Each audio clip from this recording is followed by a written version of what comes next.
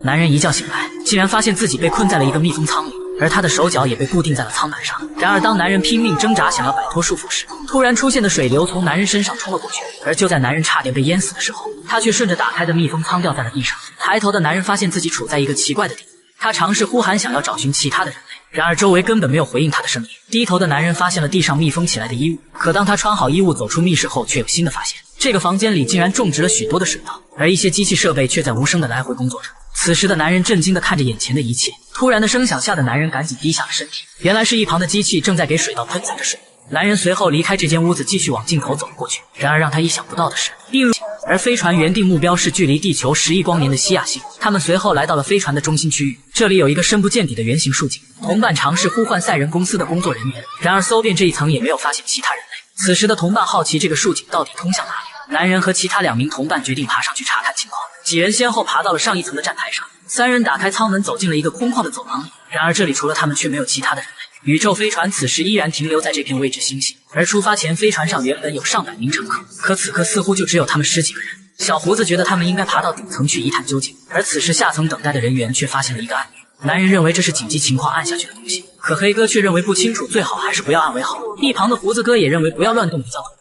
几人随后开始举手投票表决自己的建议。女人伤心自己没能救下同伴，而男人却冷漠地站起来说该走了。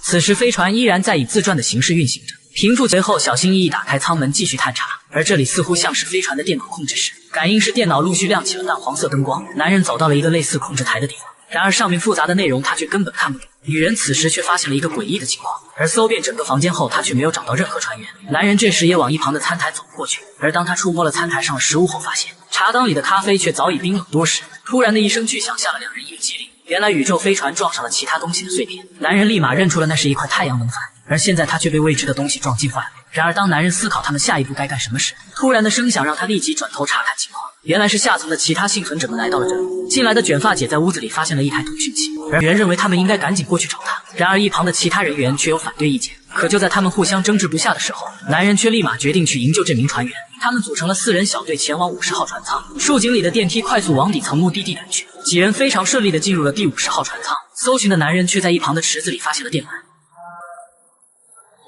然而一旁的女人却索要武器，想要独自进入。男人再三犹豫后决定和她一起进去。接着男人直接按动了密室上的按钮，房门在一阵刺啦声中打了开来，而屋子里面的情况却显得特别的诡异，很多东西有遭到了破坏过的痕迹。而就在他俩小心翼翼搜索伤员的时候，一滩浓稠的不明液体竟然从顶部流了下来。身旁的女人好奇地询问着那是什么。然而当男人把手电筒照向头顶时，发现一块类似陨石的物体把飞船撞了个大洞。可当男人把手电筒照向其他方向时，一个诡异的男人竟然高喊着撞倒了他。而另一边，外面的黑哥开始查看着女人的伤势，而一旁的女人却开始担心起他们的命运。然而就在黑哥尝试着安慰女人时，受伤的女人一个深呼吸后居然醒了过来，没想小心翼翼地上前想要查看情况，而变异男却只断断续续说了在里面3个字。接着他就在2人的注视下隐恨去了西北老家。一旁的男人觉得他们必须离开这里，可突然出现的求救声却吸引了他俩的注意。男人虽然疑惑，却依然提议赶紧离开。然而那个求救的声音俯身想要去拿地上的武器时，原来这人居然还留有最后一口气。警觉的男人却觉得他被射伤一定有其他原因。女人不可置信地看向自己的同伴，而男人却认定对方可能是危险分子。与此同时，舱门外受伤的女人在向黑哥诉说着情况，她再三强调绝对不能把里面的男人放出来。而就在长发姐询问是怎么回事时，宇宙飞船依然在缓慢地运行着。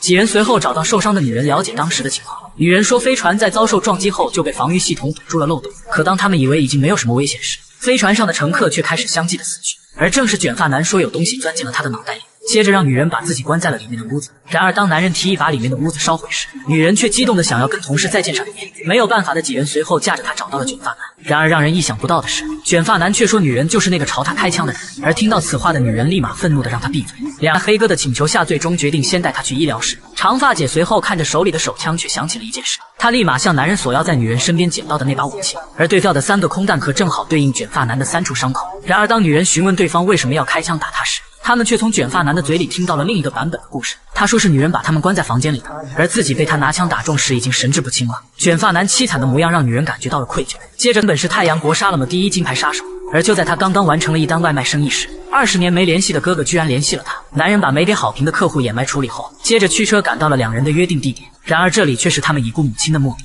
弟弟是想让他参与名叫西亚的移民计划，这样才能摆脱听人摆布的命运。两人随后来到了西亚计划的总部，服务人员随后送上了一款虚拟现实装置。男人在哥哥的眼神注视下戴好装置，而就在虚拟装置突然发出亮光时，男人的意识立马进入虚拟世界的西亚新闻。随后赛人公司的老板亲自接待他。男人在语言选择的阶段毫不迟疑选择了英语。女人接着开始介绍起了相关情况。西亚星距离地球有10亿光年，它是目前为止发现的唯一适合人类居住的星球。而女人在介绍完后就让他强制退出了虚拟世界。男人接着一言不发地离开了西亚总部。到了晚上，哥哥再次联系弟弟，约定一起前往西亚星。此时上百架飞机也往沙勒姆总部飞了过来。可当哥哥带着弟弟找到一个房间想要处理伤口时，抬头后他却震惊了。沙勒姆的老大已经坐在这里等候他们多时，而老大在表达完对他的失望后，接着一枪直接打中了男人的哥哥，而他世上的唯一亲人也死在了他的眼前。嚣张的老大这时还对男人进行了一番警告，而他却满眼仇恨看着这个曾经的大哥。然而让人意想不到的是，当男人再次醒来时，他竟然发现被困在了一个密封舱里。可当经济飞船随后准备开启量子超光速航行，此时飞船上的人类开始进入休眠舱休眠，而当休眠系统正式启动时，外层的防护罩也立马打开了。然而让人意想不到的是，女人的休眠舱似乎出了问题，警报声持续不断的滴滴。当女人再次醒来时，周围的同伴居然全都诡异的消失了。女人慢慢的穿过大厅，开始寻找同伴们的身影。而当她来到中心办公区域时，竟然看到前方有个人类跪在了地上。可这人却说是由于超光速飞行启动时，光速粒子有几秒时间照射了他的眼睛。然而此时他们也只能观察女人后续的情况。女人就这样一天天被男人照顾着恢复眼睛，两人会时不时对搭乘飞船的乘客进行品头论足。而飞船就这样继续航行了几个月以后，这天终于到了拆除女人眼睛纱布的时候。此时她在男人的注视下缓缓地睁开了双眼。女人高兴地发现自己眼睛居然没有一点不适应，激动的她却一把抱住了眼前的男人，心中顿。然而就在他们启动应急的备用发电机时，其中一间正在休眠的乘客舱却出现了问题。房间里的10名乘客此时竟然停止了呼吸。可就在众人震惊这到底是怎么回事时，同时正在工作的女人收到了男人发来的通话。男人惊慌地说着50号舱里面有什么东西，让命令。而女人大声阻止，却根本不起任何作用。可当他和大家一起跑向撤离的出口时，女人犹豫片刻，还是决定回去救援同伴。而一个背对着她的身影赫然出现在眼前。女人尝试性地呼喊了一下同伴的名字，然而对方此刻并没有任何的回应。可当他慢慢地往前移动时，男人磕磕巴巴地让女人赶紧离开。他说有东西进入了自己的脑子里，而此时的男人已经感觉控制不住他了，说着就慢慢转身看向了女人。然而下一秒，男人直接一下刺中了女人的腹部。可就在女人惨叫的倒在地上时，男人继续拿着武器走向了她。女人直接一枪把对方撂倒在了地上。可没想到仅仅片刻的功夫，男人就像没事人一样再次站了起来。然而当他想要在太空船里洗澡，可没想到刚出门就被打晕在了地上。然而当他从昏迷中醒来时，竟然发现打晕自己的是同伴胡子哥。而就在男人质问他想要干什么时，对方竟然用诡异的眼神注视着他。害怕的男人立即扭头大喊救命，没想到胡子哥居然在他眼前发生了变异。跑来的女人吓得大声尖叫了起来，而这边的动静也吸引了其他人的注意。此时的男人强行挣脱了胡子哥的束缚，女人赶忙快速跑过来查看他的伤势，然后扭头咆哮着让胡子哥离他远点。而胡子哥却已经看到赶来的两人，接着立即起身朝着一旁逃跑了。赶来的男人开了一枪，却没有打中他，两人立马飞快地朝胡子哥追了上去。然而就在他即将跑出这个走廊时，男人却在关门之前打中了胡子哥。可他们已经不能阻止他逃跑。竖井里的电梯迅速朝下层滑动着，可当两人也来到这层空间时，这里似乎已经没有了胡子哥的身影。此时一旁却躺着一具男性的尸体。然而当他们想要越过尸体向前探查时，黑哥却喊住同伴，发现了新的情况。男人的左眼里长了一根奇怪的东西。好奇的黑哥却尝试着用手捏了捏它，那根东西居然诡异地钻进了尸体的眼皮里。两人随后把尸体带回去进行检查。黑哥利用激光切割器进行了切割，同伴随后看到了震惊全场的东西。这是一种类似条状虫子的外星生物，而它们竟然还是活动的状态。黑哥分析这种生物可以控制人类的思维，一旁的男人却立马拿着武器想要去消灭掉胡子哥。而另一边，逃跑的胡子哥居然发现了一个通讯器，接着用他幸运地联系上了胖姐。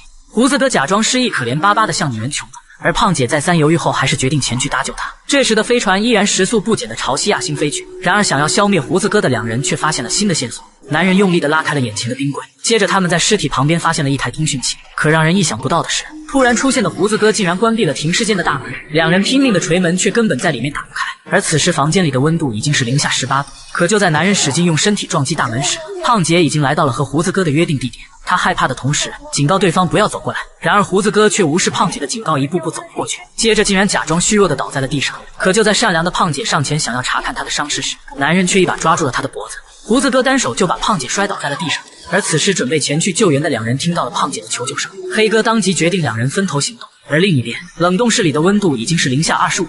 此时的男人正拿着一根铁棍破坏着风扇，可没想到他却触电被电倒在了地上。而女人在查看男人没事后，她慢慢的爬了上去，拿起了那根铁棍，接着瞄准冷冻扇的扇叶直接砸了过去，而冷冻室的制冷系统终于被他破坏掉。与此同时，胖姐被胡子男掐住脖子按在地上，而男人体内的外星生物想要转移宿主，可就在这些虫子即将进入胖姐的嘴里时，赶来的黑哥上来就和胡子男打在了一起。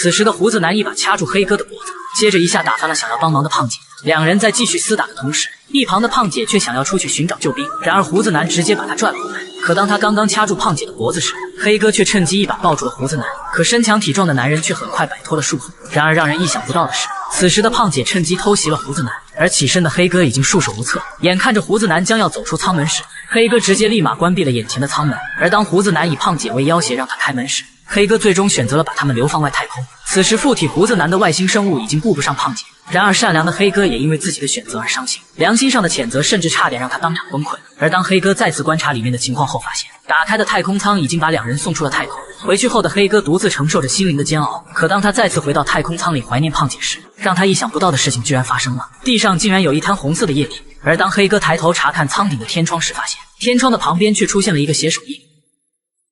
没穿内衣的女孩在太空船上睡觉，可接着却被被窝里的东西吵醒。然而当她掀开被子查看时，一只外星生物却突然袭击了她，女孩瞬间从噩梦中醒了过来。之后她就开始在飞船上溜达，没想到在拐角处发现了可疑的水迹，女孩一路顺着水迹走进了密室内。然而就在她慢慢的走到泳池边时，女孩惊恐的发现泳池里居然漂浮着一具尸体。而当她拿着工具把尸体翻过来后，赫然发现正是被外星生物附身的大胡子。这时的女孩感觉到万分的惊恐，然而博士却突然从外面跑了进来，他嘴里一直嘀咕不敢相信这是真的。跑到泳池边后，博士开始检查尸体的情况，可是尸体的周围和地上血迹并没有黑色液体，原来被外星生物附身的人类会有这种症状。博士随后让女孩帮他把尸体抬到了实验室，然而当女孩看到手术台上的物体后，害怕的女孩走到旁边直接呕吐了出来。黑哥随后对尸体进行了检查，可结果却让他确定外星生物已经逃脱了，而外星生物可能已经找到了新的宿主，他们拥有控制人类思想人格的超能力，只是如何识别出被附身之人是谁，不知道彼此的过去却让博士无从下手。而女孩此时却把目光看向了自己的手臂，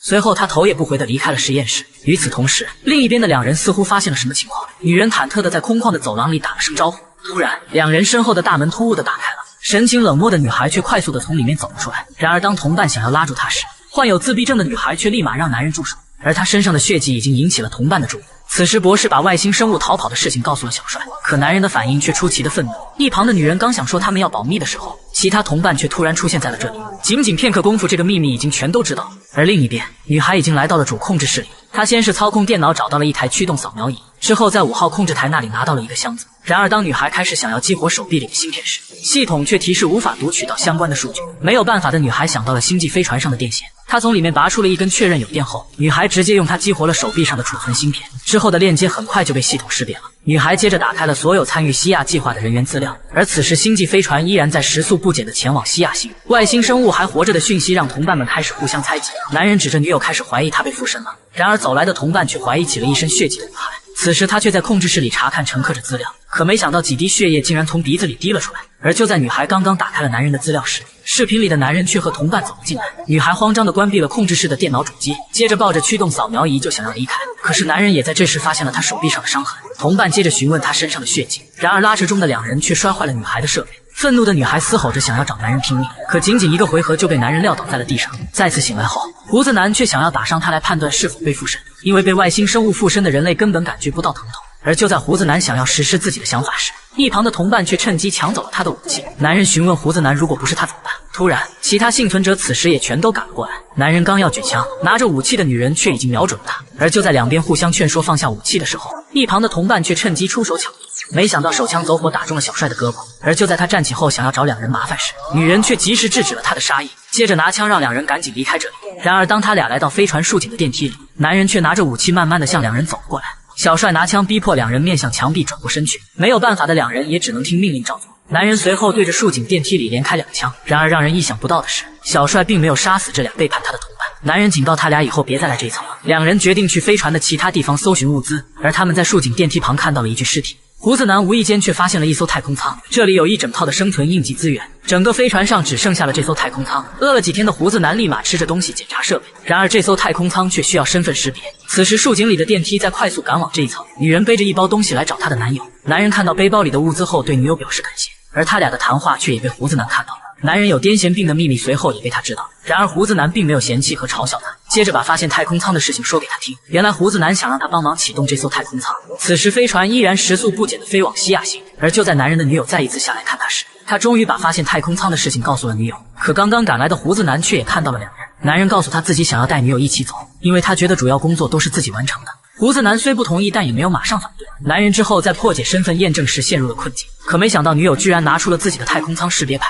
女友一开始没拿出来是担心男人不会开飞船，然而对方却说这些都是自动驾驶系统。接着男人就用它激活了太空舱，女人此时也激动的一时说不出话来。这时的飞船已经锁定了目的地西亚星，可女人担心和胡子男一起搭乘太空舱不安全，而男友却立马决定两人偷偷一起离开。然而当他跑回去想要拿一些东西时，两人并没有发现一旁偷听到一切的胡子男。跑回来的女人帮男友找到了治疗癫痫的药物，然而这时的胡子男却一把推开男人，启动了太空舱。太空舱的紧急按钮已经发射启动了，赶来的男人却也徒劳的只能任其倒计时。没有办法的他赶在舱门关闭前跳了出去，在有惊无险的穿过几道门后，终于回到了飞船里。男人不甘心的看着他脱离了飞船，而空无一人的太空舱却朝着西亚星飞去。愤怒的男人转头给了胡子男一巴掌，然而人高马大的胡子男却一把掐住了他的脖子。可当男人眼看就要窒息时，这才把他丢在了地上。胡子男转身一句话不说的离开了。回来的女友此时也发现了太空舱飞走了，而男人却也抱怨一切都是胡子男导致的。女友被他的恶言恶语气得独自离开。然而站起的男人走到通道入口时，女孩却拿着激光枪向他走了过来。男人激动地让对方放下武器，可女孩却怀疑他就是被外星生物附身的那个人。接着询问男人癫痫病第一次发作是什么时候。害怕的男人也只能如实回答了问题。听到答案的女孩排除了他的嫌疑，然而接下来她却想和男人一起联手，找出飞船上被外星生物附身的那个人类。男人为了活命，每天起床都要自杀一次，没想到刚刚醒来就有人阻止了他。而就在女孩说完他在我身体里时，接着竟然死在了男人的怀里。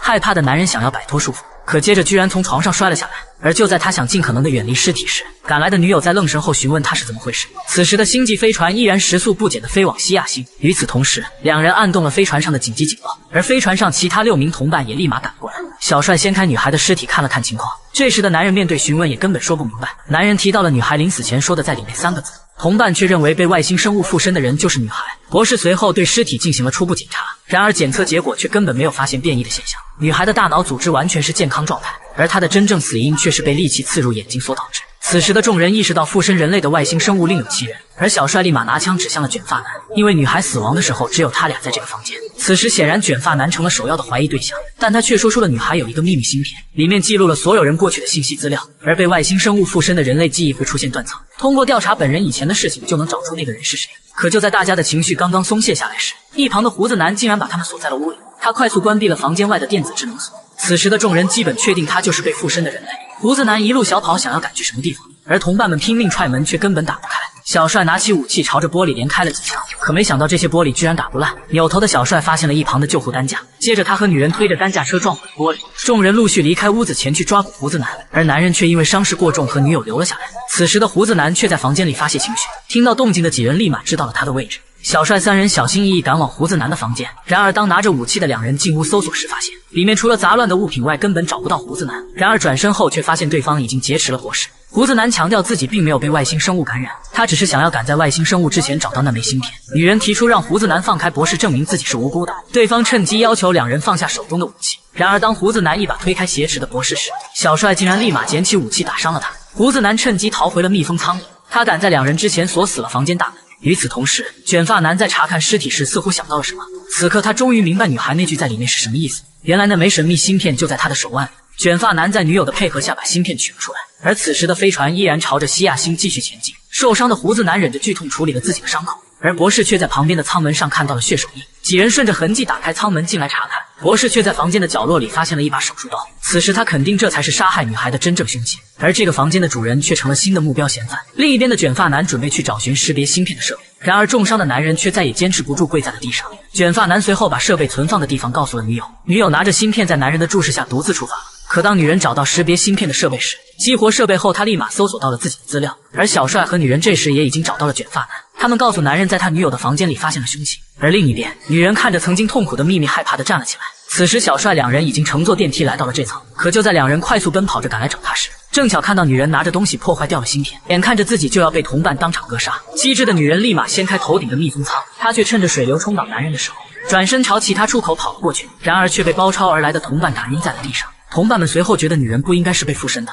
可博士却疑虑为什么她要砸碎芯片。此时他们还有一天就要到达西亚星，小帅觉得应该交给赛人公司处理此事。男友随后来禁闭室里看望女友，没想到连他也怀疑女人就是被附身之人。男友咆哮着说他砸碎了识别芯片，而那是他们唯一能知道外星生物是谁的方法。不说话的女人只是一个劲的哭泣。可让众人意想不到的是，星际飞船突然剧烈的晃动了起来，系统提示飞船已经来到了西亚星的轨道附近，而飞船的立场盾却在慢慢的关闭中。然而随着一阵黑暗的降临，映入众人眼前的是一个与地球相似的星球。博士和几人高兴中带了点庆幸。此时的星际飞船已然接近西亚星的上空，然而众人随后发现一架飞行器居然快速朝飞船飞了过来，随后他一个转弯后径直飞向了飞船的对接舱。此时的几人手拿武器，全都紧张来到对接舱的门口。突然，舱门在无人碰触的情况下自动打开了，一台名为探测器6号的机器开始运行着。除此之外，大家却看不到其他人类的身影。探测器居然开始诡异的闪烁了起来，随后一股看不见的能量似乎快速把飞船给激活。这时的几人根本不清楚是什么情况，然而当大家紧张的来到控制中心时，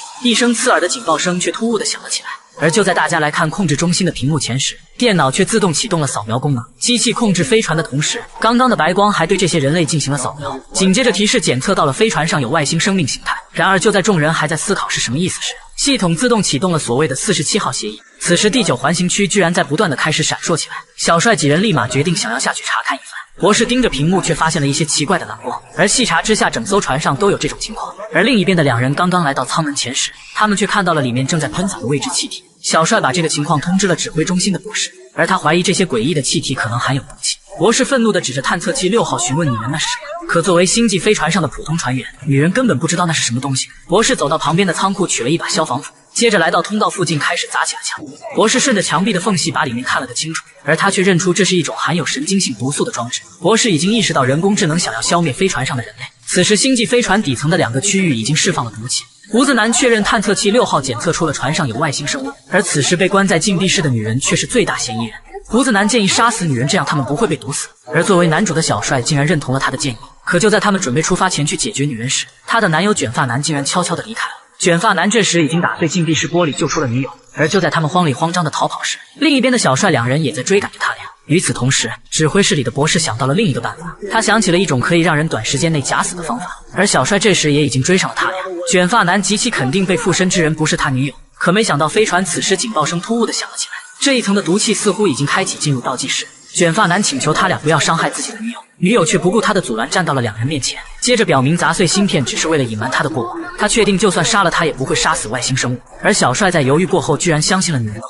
此时指挥中心也说了博士有了新的识别方法。几人回去后，博士就把想到的方法说了出来，女人二话不说就接受了博士的提议。接着在大家的注视下，女人彻底没了心跳。然而星际飞船上的毒气释放并没有停止，卷发男确认了被外星生物附身的人不是女友。博士用除颤器给女人做了心肺复苏，可仪器显示的数据依然没有任何变化。放弃救治的博士基本宣告他已经死亡，没想到女人随后竟奇迹般的活了过来。然而飞船上的毒气释放依然在倒计时。小帅这时想到只要不吸入毒气，或许有活命的机会。而飞船上的第4环区域有大量的氧气罐，可就在几人前去找寻氧气罐的时候，另一边的金发姐却在船员的宿舍里发现了新的线索。在西亚星不远的地方居然有一个没听说过的艾瑞斯星，而当他无意间打开关于艾瑞斯星的资料时，里面所隐藏的信息却让他大吃一惊。原来赛人公司有意隐瞒了艾瑞斯星的信息，因为前去探索这颗星球的几百名船员全都无一生还，而报告上重点提到在艾瑞斯星上发现了外星生物，搜寻艾瑞斯星的人类当场被外星生物附身致死。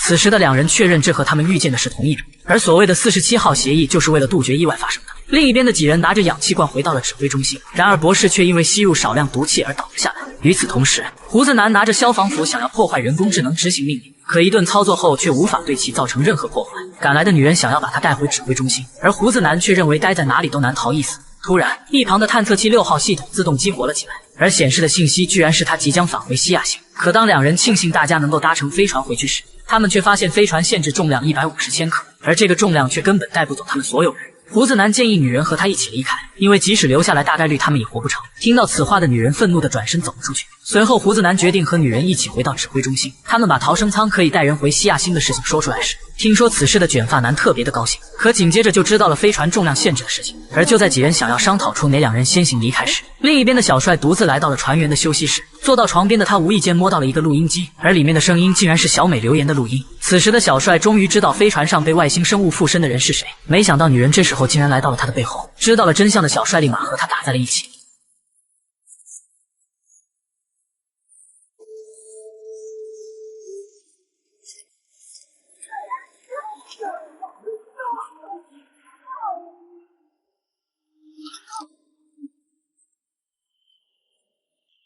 女人捡起手枪，居然转身逃离了这里，而小帅也立马起身追了上去，接着一个飞扑把女人的武器摔到了一旁。可两人拉扯中，女人捡起武器瞄准了小帅。外星人说他不是小帅想象中的那样，然而愤怒的男人却说他根本不是人类。女人缓缓地把手枪交给了男人，或许这一刻他懂得了什么是人类的情感。小帅夺过武器，把枪口指向了女人，可接着居然一拳把她打晕在了地上。小帅抱着女人，把她送进了6号探测器里。而此时指挥中心的众人已经戴上了氧气罩。系统突然嘟嘟的响起，再次做出了新的指令。飞船上消灭人类的第47号协议被解除了，而此时的6号探测器搭载着女人离开了飞船。这时的众人似乎也明白了什么事情，星际飞船也做出了准备登陆西亚星的命令。劫后余生的几人兴奋地大喊大叫了起来，而兴奋过头的博士居然一口鲜血吐了女人一身。博士接着在众人的注视下倒在了地上。此时的小帅独自来飞船外层注视着离去的女人。醒来的外星人搭乘探测器6号慢慢飞向西亚星，然而让他意想不到的是，一段神秘录音居然这时候传了过来，而里面所说的内容却让人大吃一惊。Could hear me. Don't land on fear. It is safe.